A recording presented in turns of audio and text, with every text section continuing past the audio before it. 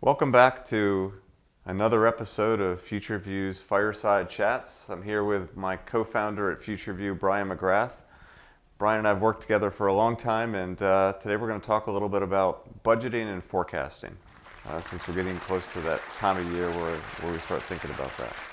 I'll throw this. I know you and I both believe very much in monthly forecasting. I've heard a lot of CFOs say there's no way I can do forecasting every month. It's too much work, and the budget practically kills us.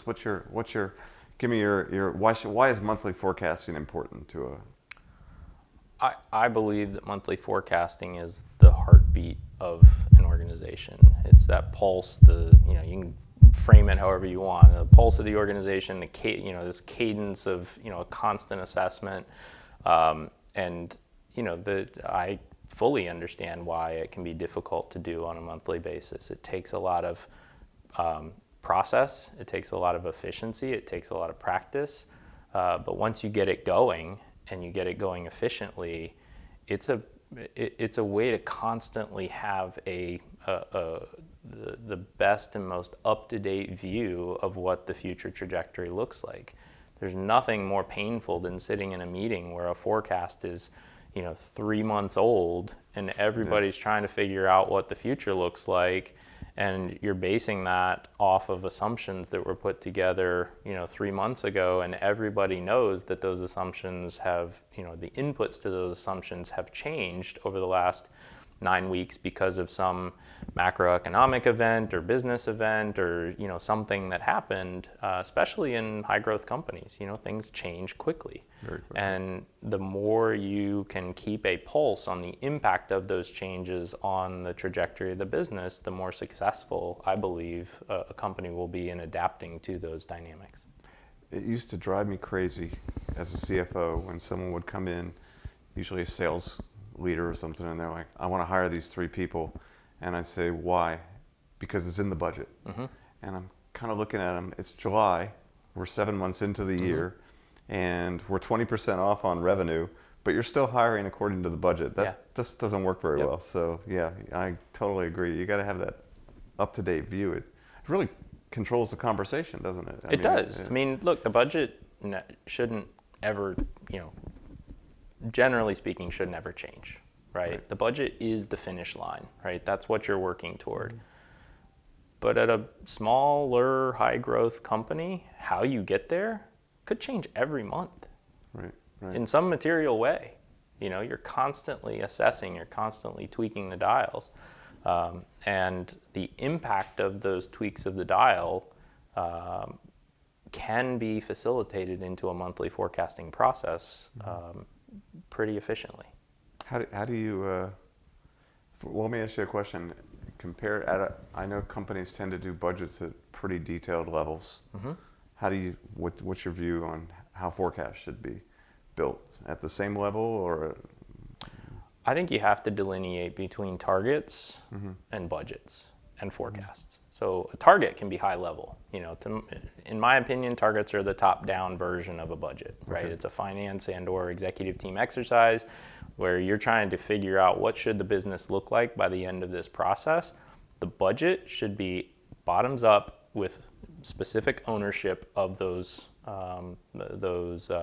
plans, right? As to how are you going to hit those targets, where the budget owner is signing up for performance that they have built the plan to hit that meets the objectives of the top-down target setting exercise. And then a forecast is just a reassessment of how we're doing throughout the year and how we're going to adjust course for the rest of the year, right? And it's a give and take exercise all year long of, where am I, where do I need to be, and how am I going to get there, with the budget owners, the people who are responsible for delivering, owning the process or owning the assumptions that go into that as to how they're going to execute. That's a great way to think about it, because it reminds me of a trip where you put your destination in Waze, but then along the way you're going to stop for snacks or whatever, and you want to be able to adjust course, but you don't want to lose sight of where you want to end up at the end of the process. Think of an accident. You're driving down the highway and there's an accident, 10 miles ahead. Yeah. You're constantly assessing, like, do I stay on the highway? Do I take, an alternate route? How am I going to get there? Right? Yeah. And you're trying to optimize how quickly you get there, given all of the variables. Let me ask you, I know you've been through a lot of budgets. I've been through, it feels like somehow the budgets they create so many scars, amongst finance teams. They're up all night, and yet they never seem to get to the real thing, which is what are we going to do? What is our goal? What is our, you know what I mean? Like, I think it goes back to the benefits of doing a monthly forecast in the same framework that you do your annual planning. You're practicing all year long for your budgeting. And so half to 3/4 of any budgeting process where you're only looking at planning on an annual or maybe twice annual basis is, how are we going to do the budget? What's the model need to look like? What are the inputs? Who's responsible? What are roles and responsibilities and all that? By the time you figure that out, you're probably 3/4 of the way through your actual budgeting timeline, and then it's a panic to get everything in and iterate through it and have all the discussions and all of that. If you're practicing month in and month out, or at a minimum, I would say quarterly, it's not a question of how do we do planning and how do we build the model and how do we update it, and the business has changed over the last 12 months. We've got new products, new regions, new people, all of that. It's just a question of what do we want to accomplish as a result of this budget? What are the strategic things that we want to have at the end of next year, 2 years from now? And how do the decisions that we make throughout this process put us closer to that or farther away from that? Those strategic objectives go into the target setting exercise. The targets should be cognizant of those objectives so that the people who are making the decisions as to how to achieve those objectives have a guardrail. Makes sense. What about people who talk about rolling forecasts as opposed to, where they don't really budget, but they do?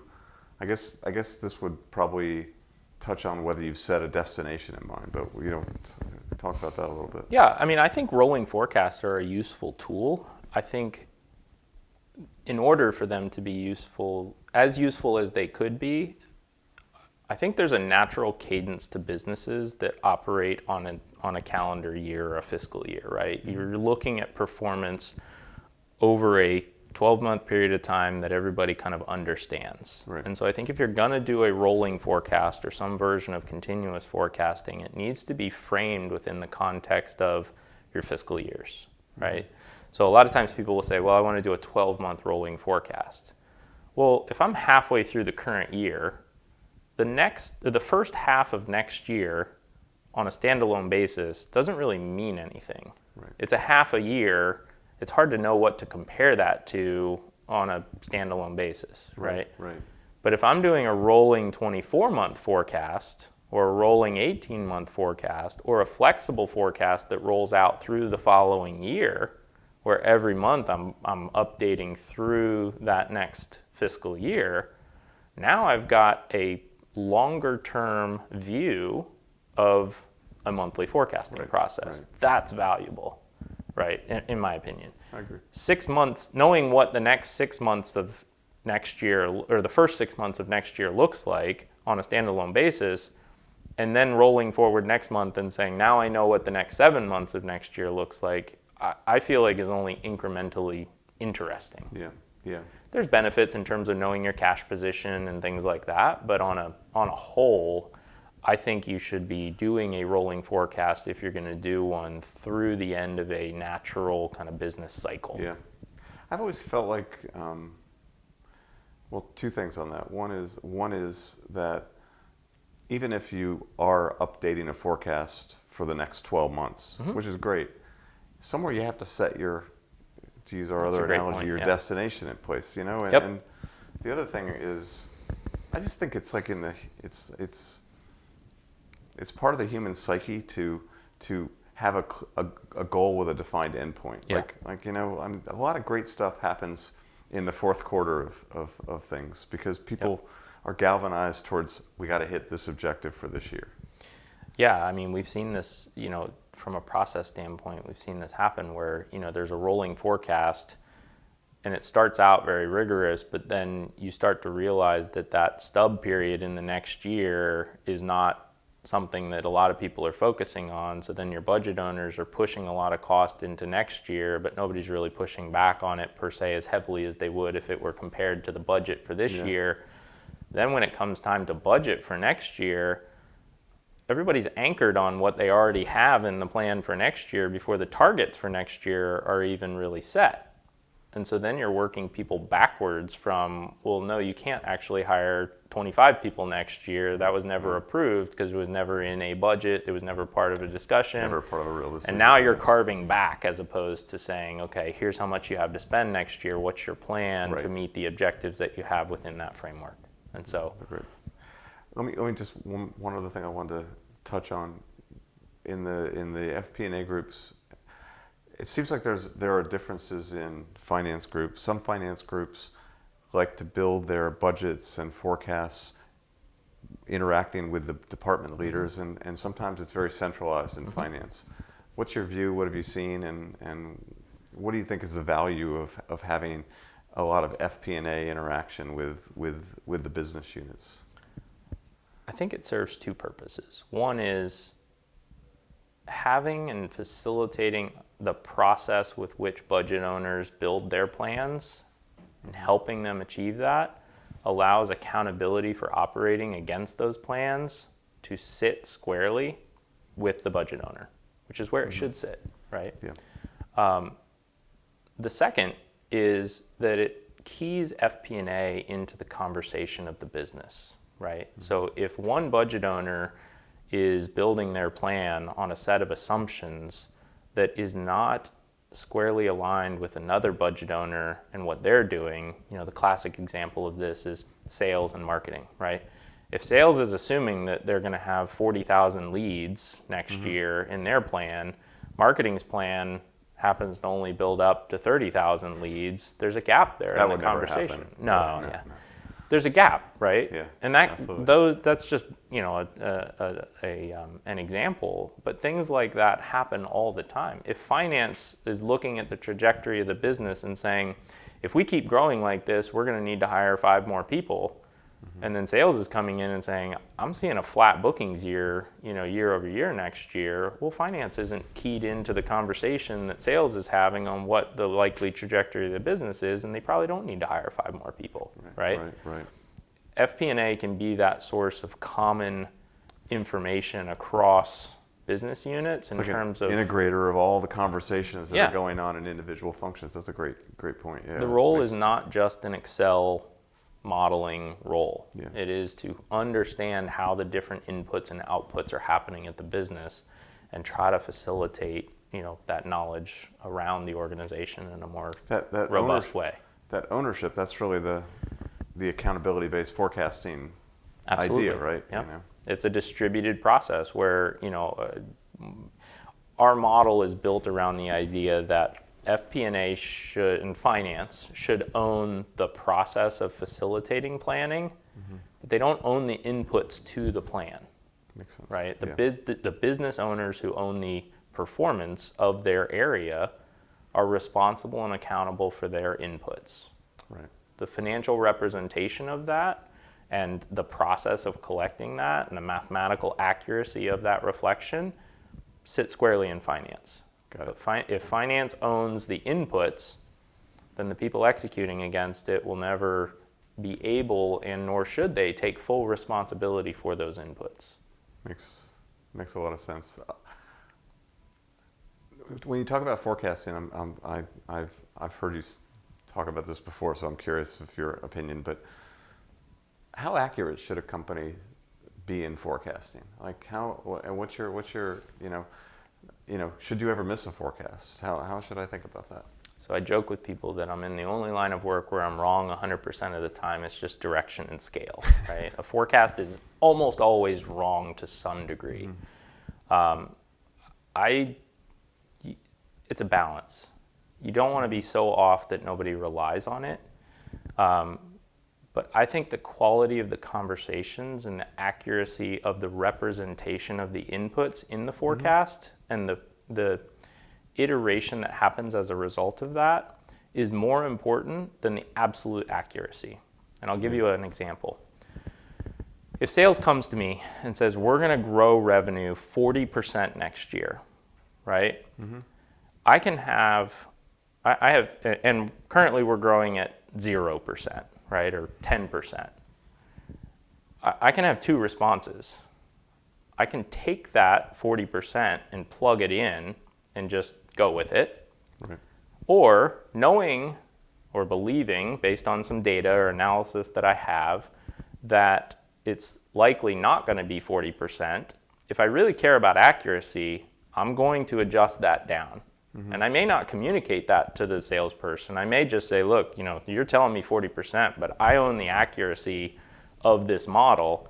And if it's wrong, I'm held responsible. Right. Well, my incentive is to haircut you a lot, right? Especially if I can prove that mathematically, that we're likely to have a variance. So to me, it's more about the back and forth conversation about why that 40% may actually only be 20%, and how do we get to a set of assumptions Right. that everybody believes is achievable, that yields a number that everybody wants to march toward. And if we end up missing that, we can explain with a lot of detail why the inputs or the output was different than the input. Right, or why the actual assumption was different than the input assumption. You've got the core input assumption. Yeah. Right, because I know at a detailed level why he thought or she thought that 40% was the right number, and we were able to kind of go back and forth, and maybe we got it down to 30%. I still think it's going to be 20%, but if it actually is 20%, we've got a lot of assumptions that got us to the 30, so we can explain in detail where that variance happened. That person still owns that 30% target. I have the tools to help make the business successful if we don't hit it for whatever reason in explaining it. And everybody's better off than if I just go in and say, I'm going to make it 20, forget about what sales says because I want my model to be accurate. Well, that's the real difference between a model and a true accountability-based forecast, right? A model, you end up with being able to say, oh, I thought it was going to be 10% and it is 20%. That's meaning it doesn't give you anything beyond that. Yeah.